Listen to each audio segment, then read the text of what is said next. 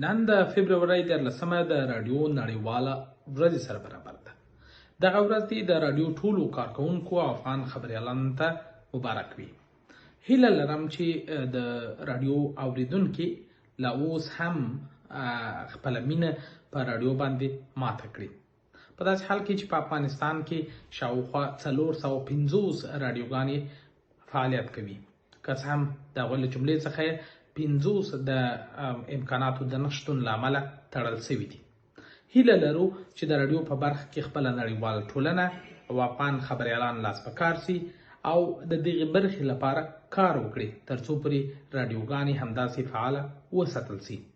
افغانستان یو له هغو هیوادونو څخه دی چې ډیری خلک یې لا اوس هم رادیو اوري او د رادیو په اوریدلو باندې دوی تکیه کوي، د هغوی څخه خبرونه اوري، خپرونې اوري. په داسې حال کې چې اوس د تعلیم لپاره هم تر ډیره پورې د رادیوګانو څخه استفاده کیږي.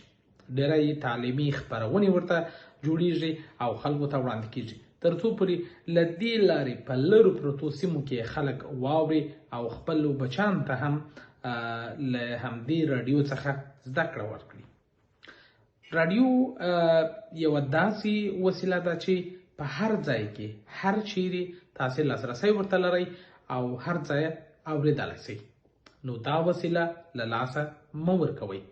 د رادیو د نړیوالې ورځې په پار د افغانستان غږ رادیو د پیلېدو په اړه هم درته مبارکي وایم او هیله لرم چې دغه رادیو هم همداسې ځلانده اوسي ترڅو پرې د افغانستان خلکو لپاره یو ګټوره او غوره رسنۍ هم واوسي.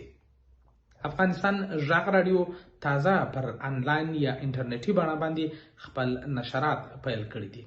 دغه رادیو تاسو کولی شئ پر ټولنیزو رسنیو فیسبوک، ټویټر، انسټاګرام، یوټیوب او زموږ پر ویب سایټ باندې هم واورئ.